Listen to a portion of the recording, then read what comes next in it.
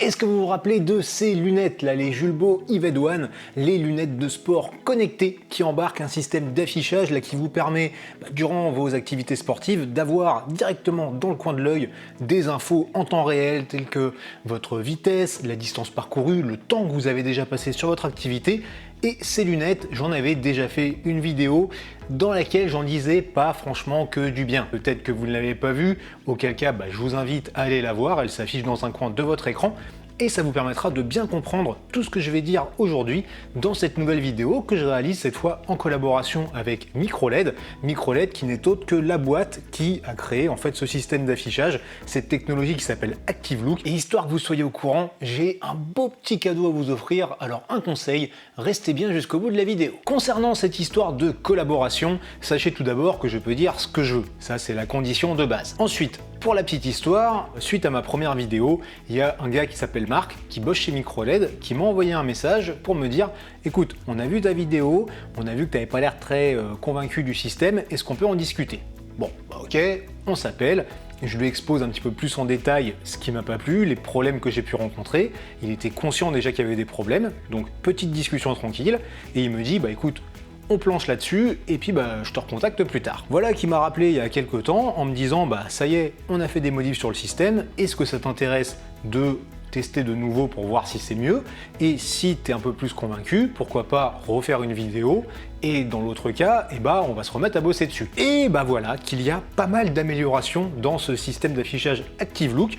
Et aujourd'hui, pour vous en reparler, pour vous montrer tout ça, je ne vais pas utiliser ces Julbo Eved One, mais les Engo. Les Engo qui sont de nouvelles lunettes qui viennent tout juste de sortir et en fait qui ont été créées par Microled directement. C'est un petit peu leur paire de lunettes de référence pour la technologie ActiveLook qui va embarquer vraiment toutes les nouveautés de ce truc-là. Mais bon, là concrètement, à l'heure actuelle, avec ActiveLook, il existe deux paires de lunettes.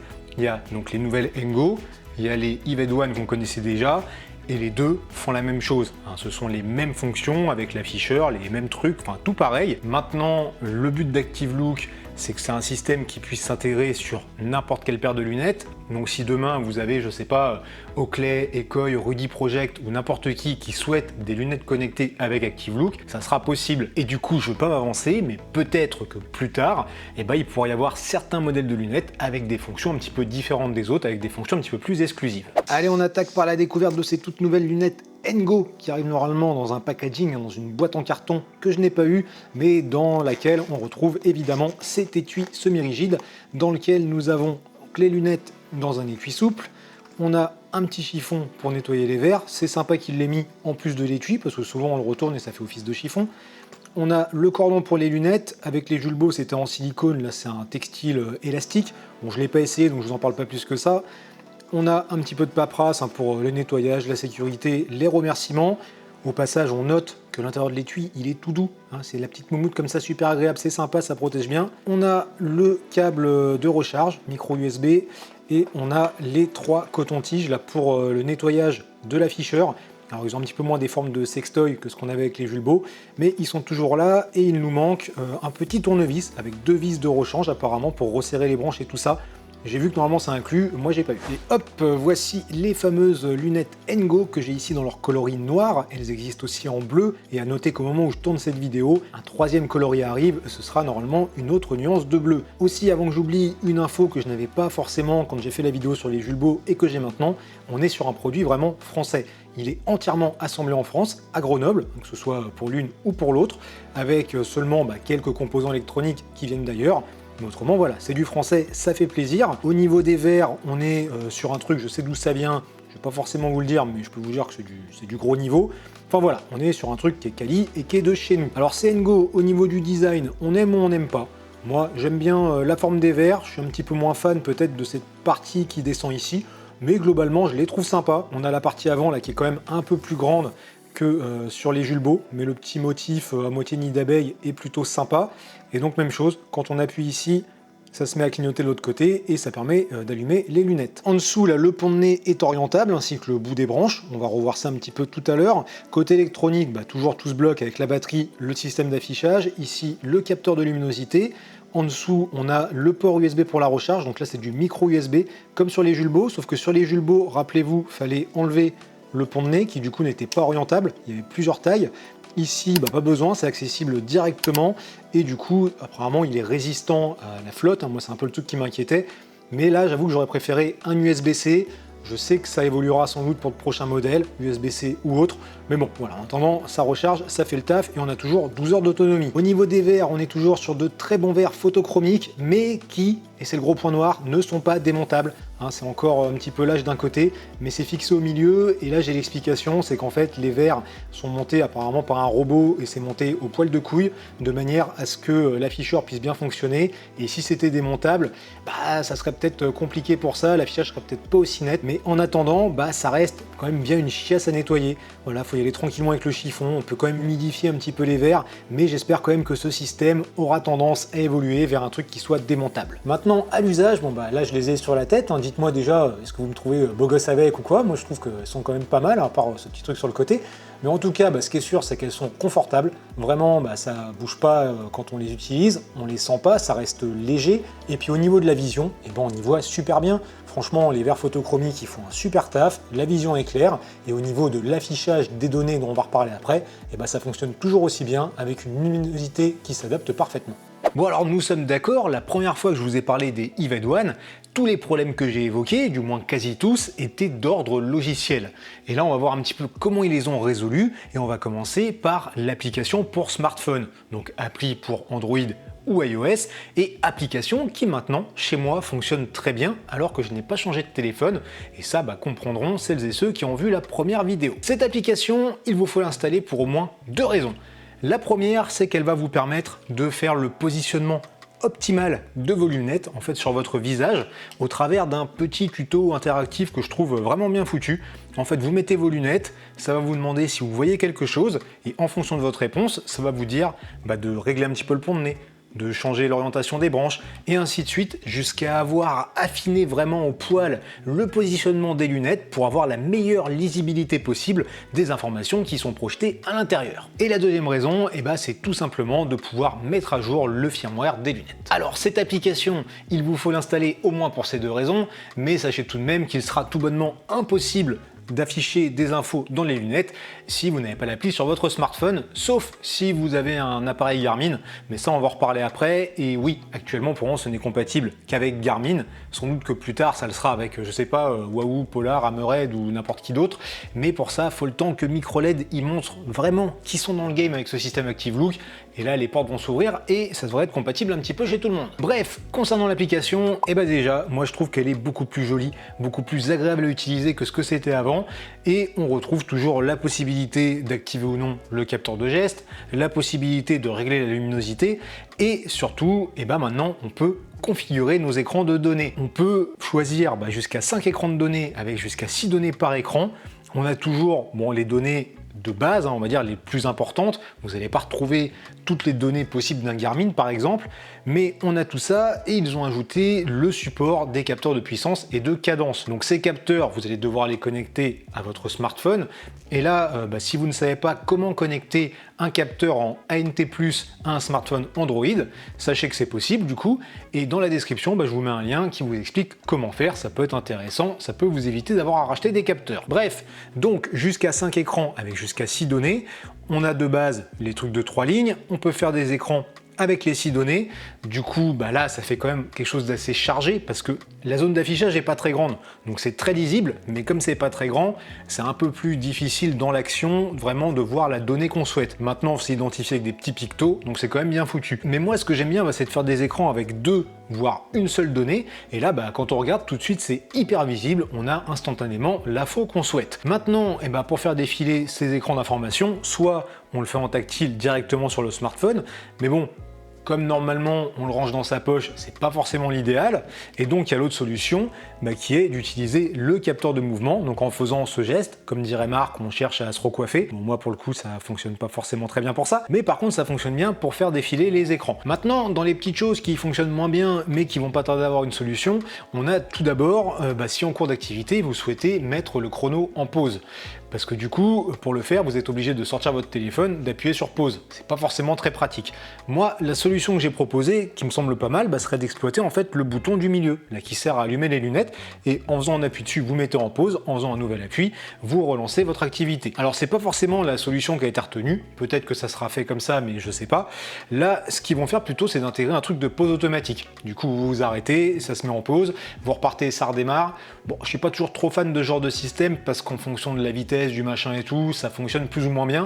Mais pourquoi pas. Le deuxième truc qu'ils vont faire, c'est de pouvoir enregistrer vos séances directement avec l'application et qu'elles soient envoyées sur Strava. Parce qu'actuellement, c'est pas le cas. Donc, si vous n'avez pas de compteur ou de montre à côté, vous êtes obligé de lancer Strava en parallèle et ça, c'est pas forcément très pratique. Nous avons donc une application qui maintenant fonctionne correctement, mais moi, ce qui m'intéressait vraiment et qui ne fonctionnait pas franchement bien, même plutôt qui était très mal implanté, c'était la compatibilité avec mon compteur Garmin. Voilà, moi j'ai un Edge 830 et ce qui m'intéressait, c'était de pouvoir partir faire une sortie vélo, appuyer sur le bouton comme je fais d'habitude et avoir direct dans les lunettes, je sais pas, ma vitesse, ma distance ou ce genre de choses. Alors la solution qu'on avait, c'était d'installer l'application Connect IQ Active Look, donc depuis le smartphone vers le compteur, et qui permettait d'avoir ces informations. Je vous parle pas plus de ce truc là parce qu'en fait, c'est voué à disparaître parce qu'il y a une nouvelle solution pour faire le lien entre un appareil Garmin et les lunettes, et ça, c'est l'utilisation d'un champ de données Connect IQ. Pour utiliser ce truc là, c'est pas compliqué, vous allez sur l'appli Garmin Connect IQ du smartphone, donc dans le Garmin Store on va dire, vous cherchez ce champ de données, vous l'installez sur votre compteur, et ensuite dans le paramétrage des écrans de données de votre activité, vous allez ajouter un champ avec ce champ Connect IQ Active Look. Donc soit vous faites un champ sur un écran composé, soit vous faites un écran complet pour ça, peu importe. Une fois que c'est fait, quand vous allez lancer votre activité, automatiquement, le compteur va se relier aux lunettes et vous aurez les infos. Du coup, vous avez les fonctions normales de votre compteur, que ce soit les données, la navigation ou n'importe quoi, et vous avez un report de certaines infos, type la vitesse et tout, dans les lunettes, et donc ça, c'est très cool. Le truc par contre, c'est que l'affichage des lunettes ne reprend pas les écrans que vous avez pu programmer sur votre appareil Garmin ou même que vous auriez configuré dans l'application Active Look. Cependant, on peut quand même personnaliser un petit peu cet affichage, mais c'est un poil tricky. Alors pour ça, on retourne dans l'application Garmin Connect IQ sur le smartphone, on va dans les paramètres du champ de données Active Look et on jette un œil à la description. Là, ça nous dit que de base, ça affiche 3 écrans avec différentes infos. L'écran 1, par exemple, vous avez le temps, la vitesse et la distance. Et ensuite, vous avez une liste avec 11 écrans avec différentes données et vous pouvez choisir les écrans qui vous intéressent. Une fois que vous avez noté les numéros, vous allez dans Paramètres et là, vous allez inscrire ces numéros séparés par une virgule. Moi, par exemple, j'ai fait 1,2,4 pour avoir les écrans 1, 2 et 4. Bon, alors ça, c'est mignon. Le problème, c'est que si les écrans préconçus, ils vous intéressent pas parce que vous voulez un écran avec, je sais pas, votre temps, votre fréquence cardiaque et votre puissance, et qu'il n'est pas dans la liste, pour le moment vous pouvez pas le faire. Mais ça arrive, donc ça sera sans doute sur le même système où il faudra inscrire des numéros pour concevoir ces écrans. Dans l'immédiat, voilà, c'est pas le plus pratique, c'est pas le plus user-friendly. Par contre, je trouve quand même que ça a le mérite d'être simple et efficace, et c'est limite plus rapide que de devoir dérouler des menus sur votre compteur ou sur votre smartphone pour aller chercher les données que vous voulez.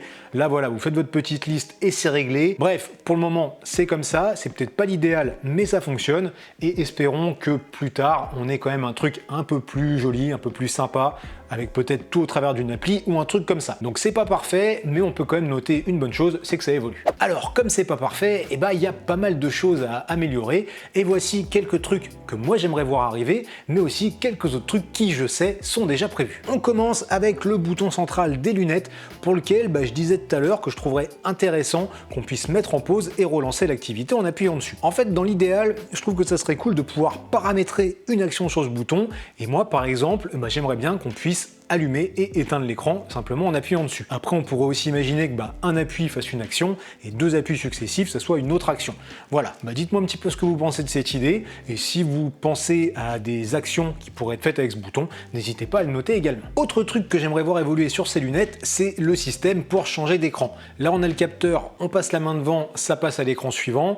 Globalement, ça fonctionne bien, mais de temps en temps, il y a quand même quelques loupés. Moi, par exemple, je les utilise à vélo, et ça arrive qu'en passant de l'ombre à la lumière ou alors si le soleil vient taper sur le côté du casque, et ben ça change d'écran tout seul. D'autres fois, je passe la main devant et il ne se passe rien. Peut-être que l'ombre du casque au-dessus du capteur fait qu'il ne perçoit pas le mouvement, et du coup c'est un peu chiant parce qu'il faut le faire quelquefois 2-3 fois pour réussir à passer à l'écran suivant. Donc il y a ça, et après il y a deux autres petits soucis. Le problème c'est que quand on fait ça, c'est pas grand chose, mais ça va quand même cacher une partie de la vue pendant une fraction de seconde. C'est 3 fois rien, mais c'est là quand même. Et le dernier point, c'est que c'est que à sens unique. Moi j'aimerais bien pouvoir aller dans les deux sens, pour passer de l'écran 1 à l'écran 2 et de l'écran 2 à l'écran 1 sans devoir aller jusqu'à l'écran 5. Ça me fait vraiment chier de devoir boucler. Donc une solution que je peux proposer pour ça, c'est d'arrêter ce capteur lumineux ou alors de le compléter par un capteur tactile, peut-être ici sur le côté de la branche. Comme ça, le fait de toucher, vous savez que vous êtes dessus et vous pouvez glisser dans un sens, glisser dans l'autre. Ça permet de changer les écrans. Je pense que ça peut être pas mal, mais ça peut aussi amener d'autres problèmes. Est-ce que ça fonctionnera bien avec des gants? Et pour les disciplines où on n'a pas les mains libres, par exemple en ski avec des bâtons, ce sera peut-être compliqué d'utiliser ce truc tactile. Voilà, maintenant pour ce qu'ils vont inclure, ce qu'ils m'ont annoncé ajouter sur du long terme, on a tout d'abord la navigation. Donc comme ça, vous aurez dans les lunettes directement les infos de votre GPS, et ça, je pense que ça peut être vraiment très cool. On aura les segments Strava. Ça peut être aussi sympathique pour celles et ceux qui ont envie de s'amuser avec ça. Et ils m'ont aussi indiqué qu'ils allaient mettre des fonctions pour tout ce qui est entraînement fractionné. Après, ils ont fini par 3 petits points, donc je suppose qu'ils ont encore plein d'idées en stock et qu'ils m'ont pas tout dit, mais ça annonce quand même de bonnes choses pour la suite. Je ne vous ai pas encore donné le prix de ces lunettes Engo. Pour rappel, les Julbo Ived One sont à 499 €. Là, on est sur quelque chose d'un petit peu moins cher, on est à 430 €. Ce qui reste, on est d'accord, une belle somme, c'est pas donné. Maintenant, comme tout truc technologique un petit peu nouveau, c'est cher et après, quand ça va se démocratiser, ça va sûrement descendre, mais je vais pas m'avancer là-dessus. Au jour d'aujourd'hui, c'est un produit qui est cher, qui n'est pas à la portée de toutes les bourses et qui, de toute façon, n'est pas destiné à monsieur et madame tout le monde. D'ailleurs, moi, je suis pas du tout le client type. Quand je sors faire du vélo ou quand je sors courir, je veux quand même que ce soit des activités qui restent simples. J'ai pas besoin d'emmener masse de technologie. J'ai déjà mon compteur ou ma montre. Si je veux voir les infos qui sont dessus, je suis capable de baisser la tête pour les regarder. Mais là, je fais cette vidéo, je fais cet essai parce que vraiment, je trouve que cette technologie est très intéressante. Je trouve que c'est un super concept. Donc voilà, je le fais avec plaisir. Je peux essayer, je peux donner des idées. C'est plutôt cool. Et à côté de ça, je dois quand même reconnaître que là, pour les avoir utilisés à vélo, on s'habitue vite à avoir la vitesse, par exemple, dans le coin de l'œil, notamment si on est en descente, qu'on est pleine balle, qu'on ne veut pas quitter la route des yeux. Ça peut être un confort, c'est plutôt cool. Donc bon, si on a les moyens, pourquoi pas.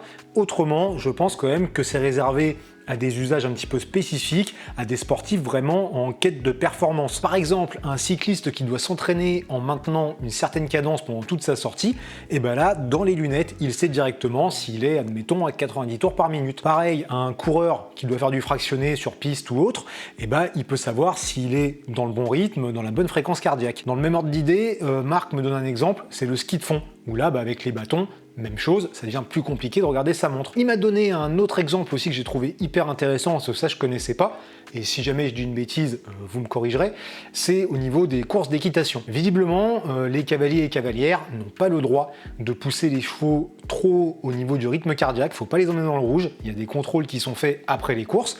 Du coup, on met une ceinture cardio au cheval et le cavalier ou la cavalière, dans les lunettes, peut savoir où est-ce qu'il emmène son cheval.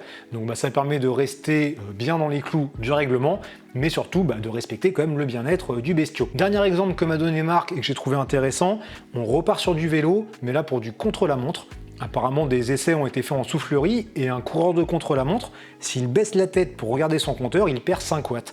Donc fatalement, s'il peut garder la tête dans l'axe en ayant la vitesse dans ses lunettes, il ne perd pas ses 5 watts. On vient de parler un petit peu des usages possibles de ces lunettes avec technologie Active Look, et maintenant j'aimerais que vous me disiez un petit peu ce que vous en feriez. Pourquoi?